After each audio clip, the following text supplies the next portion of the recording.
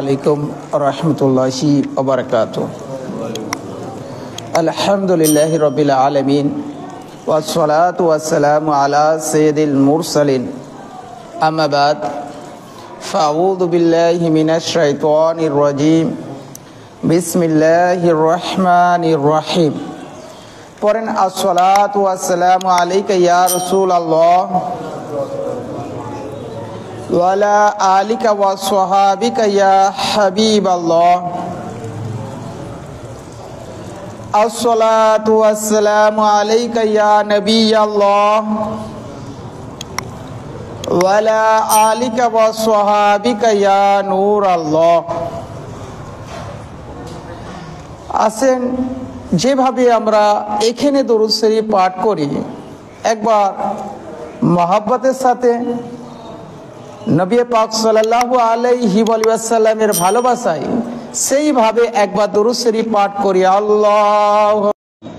অতঃপর দরুদ শরীফ পাঠ করলে যে ফজিলত রয়েছে, যে বরকত রয়েছে, প্রিয় নবী সাল্লাল্লাহু আলাইহি ওয়াসাল্লাম তিনার বাণী হাদিস শরীফের মধ্যে পাওয়া যায়। কোথায় প্রিয় নবী বলেছেন, একবার দরুদ শরীফ পাঠ করলে আল্লাহ পাক 10টি রহমত অবতীর্ণ করেন। আবার কোথায় প্রিয় নবী বলেছেন, একবার দরুদ শরীফ পাঠ করলে 10টি নেকি পাওয়া যায়, 10টি গুনাহ মাফ হয়ে যায় এবং 10টি পথ মর্যাদা বৃদ্ধি পেয়ে যায়। আসেন, এই সম্বন্ধে একটি হাদিসে পাক শ্রবণ করি। আল্লাহ পাকের প্রিয় হাবিব সাল্লাল্লাহু আলাইহি ওয়াসাল্লাম ঘর থেকে বাইরে তাশরীফ আনলেন এবং মুচকি মুচকি হাসছেন। এটা দেখে সাহাবা ইকরাম আলাইহিমুর রিদওয়ান নের প্রতি কুরবান হয়ে যান। তিনারা রাসূল পাক সাল্লাল্লাহু আলাইহি ওয়াসাল্লামকে কিভাবে জিয়ারত করতেন, কিভাবে দেখতেন। প্রিয় নবী সাল্লাল্লাহু আলাইহি ওয়াসাল্লামের সাহাবী জিজ্ঞাসা করছেন, ইয়া রাসূলুল্লাহ, ইয়া হাবিবাল্লাহ সাল্লাল্লাহু আলাইহি ওয়াসাল্লাম, আজকে আপনাকে খুশি, আপনার চেহারার মধ্যে হাসি আমরা দেখতে পাচ্ছি। আপনার কাছে কি ওহী অবতীর্ণ হয়েছে? আপনার কাছে কি কোনো সুসংবাদ আসছে? তখন প্রিয় নবী সাল্লাল্লাহু আলাইহি ওয়াসাল্লাম বললেন, না, ওহী নয়, আমার কাছে জিবরাইল আলাইহিস সালাতু সালাম এসেছেন। কি আসছেন? জিবরাইল আলাইহিস সালাতু সালাম এসেছেন, বলছেন, হে প্রিয় নবী সাল্লাল্লাহু আলাইহি ওয়াসাল্লাম, আপনার উম্মত একবার দরুদ শরীফ পাঠ করবে, আল্লাহ পাক তার উপরে 10টি রহমত অবতীর্ণ করবেন। দেখেন, উম্মতের প্রতি রহমত আল্লাহ পাক অবতীর্ণ করছেন, আর খুশি কে হচ্ছে? প্রিয় নবী সাল্লাল্লাহু আলাইহি ওয়াসাল্লাম খুশি হচ্ছেন। অতঃপর বলছে, আমি কেন মুচকি হাসছি? আমার উম্মত একবার দরুদ শরীফ পাঠ করবে আর আমার উম্মতের 10টি গুনাহ ক্ষমা হয়ে যাবে। গুনাহ ক্ষমা হচ্ছে কার? উম্মতের। দয়ার নবী, মায়ার নবী উম্মতের গুনাহ ক্ষমাকে দেখে শোনার পরে কি হচ্ছে? খুশি হচ্ছেন। অতঃপর প্রিয় নবী সাল্লাল্লাহু আলাইহি ওয়াসাল্লাম বলছেন, এই জন্য আমি মুচকি হাসছি যে আমার উম্মত একবার দরুদ শরীফ পাঠ করবে, তার 10টি পথ মর্যাদা বৃদ্ধি পেয়ে যাবে, তার জন্য আমি মুচকি হাসছি। হে আশিকানে রাসূল, এই জুম্মার ব্যান থেকে আমরা একটি মাদানী ফোন নিয়ে যাই যে আমরা আশিকে রাসূল রয়েছি। আমরা নবীর প্রতি প্রতিদিন 313 বার দরুদ শরীফ পাঠ করব।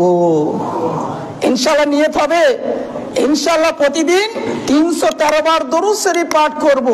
যদি কোনো ব্যক্তি 313 বার বা তার অধিক দরুদ শরীফ পাঠ করে, উলামায়ে কেরাম বলেন ওই ব্যক্তিকে বড় যে কিয়ামতে প্রিয় নবী সাল্লাল্লাহু আলাইহি ওয়াসাল্লাম সুপারিশ করবেন। আপনার মনে প্রশ্ন আসতে পারে, আমি কোন দরুদ শরীফ পড়ব, কোন দরুদ শরীফ পড়ব?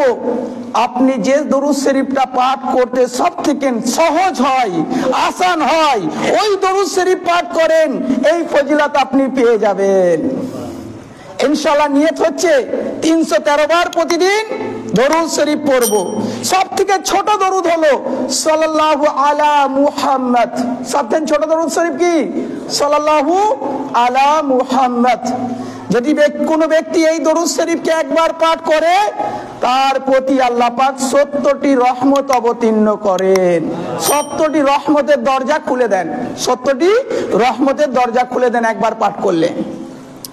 আসেন, আমরা প্রতিদিন মৃত্যুর নিকটবর্তী হতে চলেছি। আমাদের প্রতিদিন হায়াত কমতে চলেছে, ঘড়ির কাঁটা যত সরে যাচ্ছে, আমাদের প্রতিটি সেকেন্ড কমে যাচ্ছে হায়াত থেকে। আমাদেরকে আল্লাহ পাক যে জীবন দান করেছেন, আমাদেরকে মুকারর করে দেওয়া হয়েছে যে আমাদের প্রতিটি শ্বাসকে গুনতি করা হচ্ছে, প্রতিটি শ্বাসকে গুনতি করা হচ্ছে। যেদিন আমাদের শ্বাস প্রশ্বাসের গিনতি মানে গণনা শেষ হয়ে যাবে, সেদিন আমাদের মৃত্যু হয়ে যাবে। তো সুতরাং আসেন, বয়ান শ্রবণ করার পূর্বে আজকে কিয়ামতের বিষয়ে কিছু শুনবো, শোনার পূর্বে কিছু নিয়ত করে নেই। আল্লাহ পাকের সর্বশেষ নবী মুহাম্মদ আরবি সাল্লাল্লাহু আলাইহি ওয়াসাল্লাম বলেন, আফদালুল আমালিন নিয়তুস সাদিকা, সত্য নিয়ত সবচেয়ে উত্তম আমল। সত্য নিয়ত সবচেয়ে উত্তম আমল। হে আশিকে রাসূল, প্রতিটি কাজের পূর্বে ভালো ভালো নিয়ত করার অভ্যাস করুন, কেননা ভালো নিয়ত বান্দাকে জান্নাতে প্রবেশ করিয়ে দেয়। ভালো নিয়ত বান্দাকে জান্নাতে প্রবেশ করিয়ে দেয়। আসেন, বয়ান শ্রবণ করার পূর্বেও কিছু নিয়ত করে নিই যে আল্লাহ পাকের সন্তুষ্টি অর্জনের জন্য সওয়াবের নিয়তে শুরু থেকে শেষ পর্যন্ত মনোযোগ সহকারে ইলমে দ্বীন অর্জনের জন্য বয়ানকে শ্রবণ করব। নিজের সংশোধনের জন্য বয়ান শুনবো, আর যা শুনবো অপরের নিকট পৌঁছানোর চেষ্টা করব ইনশাআল্লাহ। আসেন, যে নিয়তের ফলাফল এর বিষয়ে একটি ঘটনা শ্রবণ করি। বনি ইসরায়েলের মধ্যে এক ব্যক্তি ছিল, সে ব্যক্তি অনেক নিয়ত করত, ভালো ভালো নিয়ত করত। একদিন ওই বনি ইসরায়েলের মধ্যে দুর্ভিক্ষ দেখা গেল। দুর্ভিক্ষ দেখা গেল, দুর্ভিক্ষে জানেন তো, না খাবার কারণে মানুষ মারা যেতে লাগলো।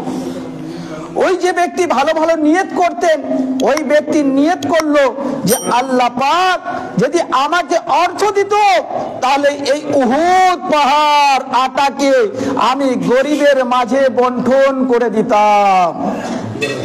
আল্লাহ পাক সঙ্গে সঙ্গে ওহী অবতীর্ণ করলেন। বনি ইসরাইলের যিনি নবী ছিলেন, ওনার প্রতি ওহী অবতীর্ণ হলো, বললেন, যাও তোমার অমুক উম্মতকে সুসংবাদ শুনিয়ে দাও যে উহুদ পাহাড় সমপরিমাণ আটা সদকা করলে যে সওয়াব হতো, আমি আপনার ওই উম্মতের আমল নামাতে লিখে দিয়েছি। হে আশিকানে রাসূল, আপনি প্রতিটি কাজে ভালো ভালো নিয়ত করেন। প্রতিটি কাজে আপনি চা পান করছেন, তাতে নিয়ত করেন। আপনি আহার করছেন, তাতে ভালো নিয়ত করেন।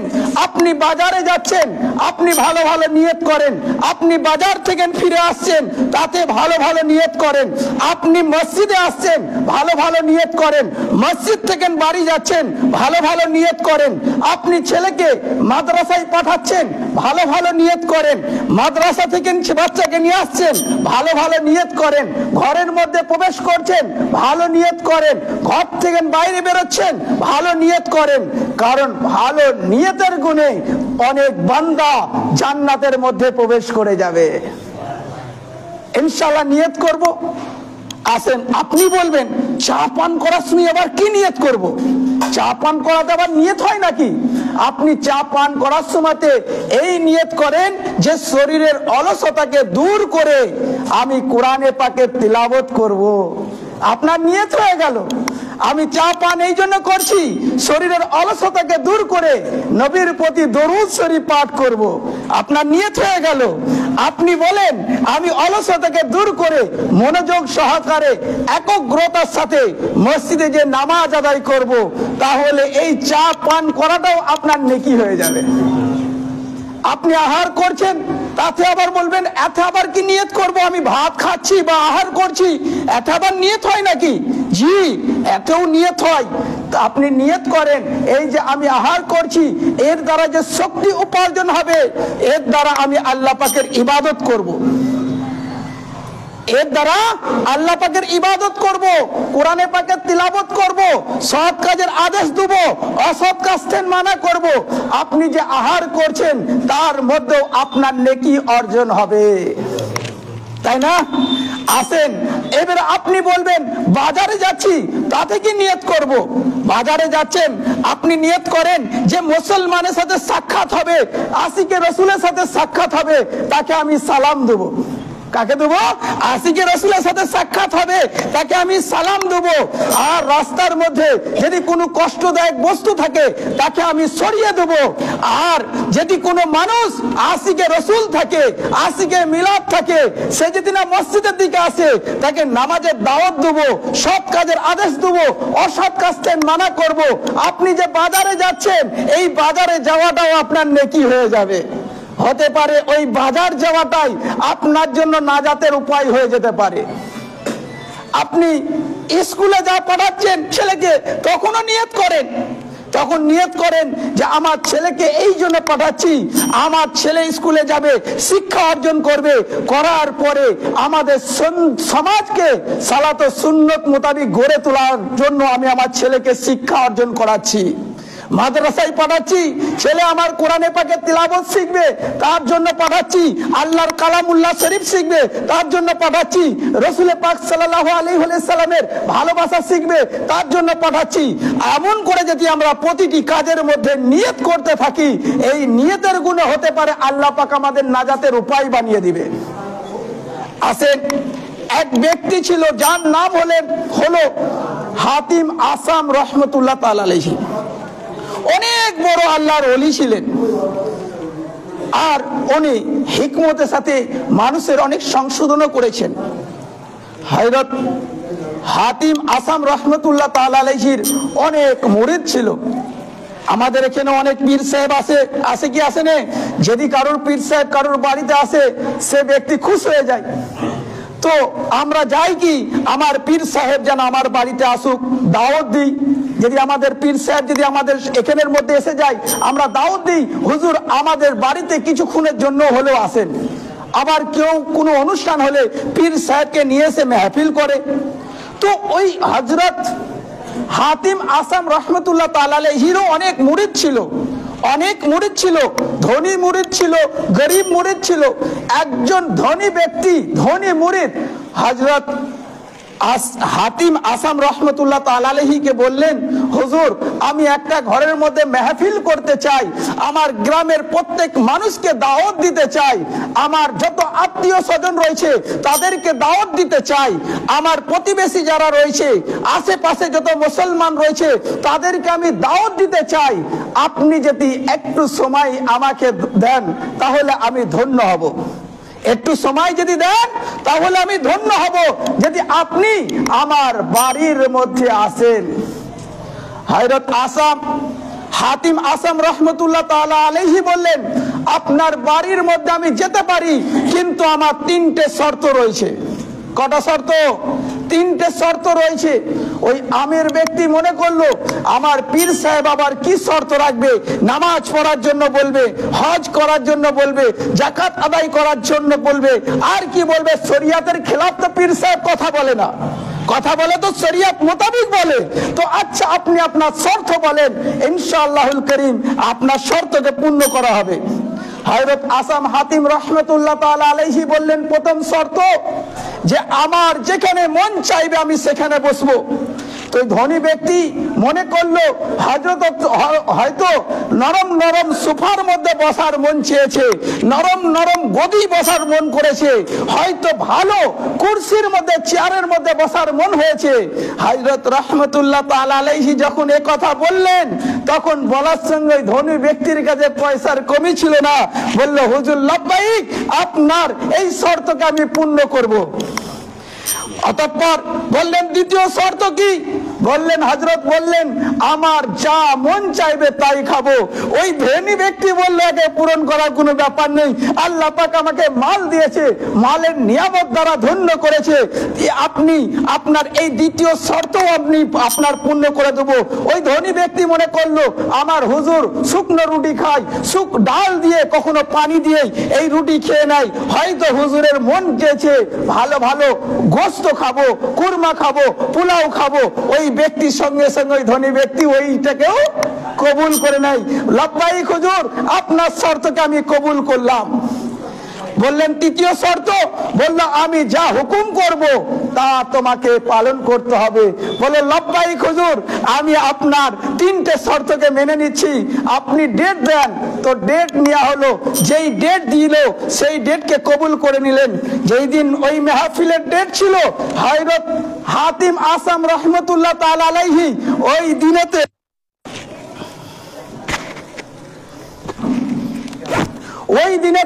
কি হলো, ওই দিনেতে পৌঁছে গেলেন মিলাদের মেহফিলে। ওই দিনে পৌঁছে গেলেন, যাবার পরে যেখানে মানুষ জুতোকে খুলে রাখে, যেখানে মানুষ জুতো খুলে সেখানে পরিষ্কার জায়গা দেখলেন। দেখার পরে হযরত হাতিম আসাম রহমতুল্লাহ তাআলা আলাইহি বসে গেলেন। ওই ধনী ব্যক্তি তাজ্জুব হয়ে গেল, যেহেতু শর্ত ছিল, শর্ত মোতাবেক ওই ধনী ব্যক্তি কোনো কথা বলতে পারলেন না। অতঃপর যখন কেউ কোরমা খেতে ব্যস্ত, কেউ পোলাও খেতে ব্যস্ত, কেউ কালিয়া খেতে ব্যস্ত, হযরত রহমতুল্লাহ তাআলা আলাইহি শুকনো রুটি বের করলেন। বের করার পরে ওই দুটো রুটিকে খেয়ে নিলেন। ওই ধনী ব্যক্তি দেখতেই রয়ে গেলেন, যেহেতু শর্ত ছিল আমার যা ইচ্ছা তাই খাবো, ওই ধনী ব্যক্তি কিছু বলতে পারলেন না। অতঃপর তৃতীয় শর্ত ছিল আমি যা হুকুম করবো তাই করতে হবে। হযরত হাতিম রহমতুল্লাহ তাআলা আলাইহি হুকুম করলেন, একটা চুলহাকে নিয়ে আসো, একটি উনুনকে নিয়ে আসো। সঙ্গে সঙ্গে যেই হুকুম, সঙ্গে সঙ্গে একটি চুলহা আনা হলো। চুলা আনার পরে হযরত হাতিম রহমতুল্লাহ তাআলা আলাইহি হুকুম করলেন, যাও এর মধ্যে আগুন লাগিয়ে দাও। যখনই হুকুম, সঙ্গে সঙ্গে হুকুমের তামির আগুন জ্বালিয়ে দেওয়া হলো। অতঃপর বলা হলো, একটি বড় লোহার তাওয়া নিয়ে আসো, একটি লোহার বড় তাওয়া নিয়ে আসা হোক, একটি কড়া নিয়ে আসা হোক। যেই হুকুম, সঙ্গে সঙ্গে তাওয়া আনা হলো, কড়াকে আনা হলো, বলা হলো এই চুলার মধ্যে বসিয়ে দাও। যেই হুকুম, সঙ্গে সঙ্গে তামির, সঙ্গে সঙ্গে যখন তামির হয়ে গেল, ওর মধ্যে আগুনের জাল দিতে রইল, আগুন জ্বালাতে রইল। এক সময় ওই তাওয়া, ওই লোহার তাওয়া আগুনের ন্যায় হয়ে গেল, পুরো লাল হয়ে গেল। তখন হাতিম রহমতুল্লাহ তাআলা আলাইহি জুতো মোবারক খুললেন আর করার মধ্যে দাঁড়িয়ে গেলেন। হযরত হাতিম রহমতুল্লাহ তাআলা আলাইহি দাঁড়িয়ে গেলেন, দাঁড়িয়ে নিচেতে আবার এসে জুতোটা পরিধান করলেন। করার পরে সকল মানুষকে দাওয়াত দিলেন, আসো আসো, তোমরা কুরমা খেয়েছো, তোমরা পোলাও খেয়েছো, তোমরা কালিয়া খেয়েছো, অনেক বড় বড় ভালো ভালো নিয়ামত খেয়েছো, আসো আমি দুটো শুকনো রুটি খেয়েছিলাম। এই শুকনো রুটি খাবার পরে আল্লাহ পাকের দুটি নিয়ামতের শুকরিয়া আদায় করার জন্য আমি গরম তাওয়ার উপরে আমি দাঁড়িয়ে গেছি। আসেন, আপনারা আসেন, এই কড়ার মধ্যে অনেক নিয়ামত খেয়েছেন, একটুখানি দাঁড়িয়ে যাও। যেই এই কথা বলেছে, সকল মানুষ চিৎকার দিয়ে উঠেছে, কান্নাকাটি শোরগোল আরম্ভ হয়ে গেছে। বলছে, হযরত এটা তো ছিল আপনার কারামত, আর আমরা কোথায় গুনাহগার। আপনি তো আপনার কারামত দ্বারা আপনি আল্লাহর ওলি, আপনি বুজুর্গ মানুষ, আল্লাহর নৈকট্যশীল বান্দা, আপনি দাঁড়িয়ে গেছেন। আমরা যদি দাঁড়াই আমরা চলে যাব, পুড়ে যাব, আমরা দাঁড়াতে পারবো না। তখন হুজুর বলছেন, সুম্মা লাতুসআলুন্না ইয়াওমা ইযিন আনিন নাঈম, বড় যে কিয়ামতে প্রত্যেকটি নিয়ামত সম্পর্কে জিজ্ঞাসা করা হবে, তখন তুমি কিভাবে তোমার প্রত্যেকটি নিয়ামতের জবাব দিবে। তখন সবাই চিৎকার দিয়ে উঠলো, হযরতের হাতে সচ্চা অন্তরে সবাই তওবা করলো। করার পরে বলল, হুজুর আমরা সবসময় আল্লাহ পাকের কৃতজ্ঞতা আদায় করব। এইভাবে আল্লাহর নেক বান্দারা, আল্লাহর ওলি বান্দারা এইভাবে দিনকে প্রতিষ্ঠিত করেছে, মানুষকে রসুলের সাথে জুড়েছে, মানুষকে দিনের সাথে জুড়েছে, মানুষকে নামাজের সাথে জুড়েছে, মানুষকে সৎ কাজে জুড়েছে, অসৎ কাজ থেকে রুখে দিয়েছে। এই আল্লাহর ওলির দ্বারাতেই আজকে দিন সমাজের মধ্যে প্রতিষ্ঠিত হয়েছে এবং কোরআন সুন্নাত প্রতিষ্ঠিত হয়েছে, এবং আল্লাহর ওলির দ্বারাতেই আমরা দ্বীনে ইসলামকে পেয়েছি। তো প্রিয় মিডিয়া ইসলামী ভাই, দাওয়াতে ইসলামীও এইভাবে গলিতে গলিতে, শহরে শহরে, গ্রামে গ্রামে এবং বস্তি বস্তি যে এবারে কি করছে, নেকির দাওয়াত প্রদান করছে। আলহামদুলিল্লাহ, একটি সুসংবাদ শুনিয়ে দিই। আমরা শুনেছি আমাদের মসজিদের মধ্যে 10 দিনের ইতিকাফ হয়। কদিনের ইতিকাফ? 10 দিনের। আলহামদুলিল্লাহ, দাওয়াতে ইসলামের ব্যবস্থাপনায় 1 মাসের ইতিকাফ হয় এবং এই বছরেও হবে ইনশাআল্লাহ। এবং তার সাথে সাথে 10 দিনেরও ইতিকাফ হবে।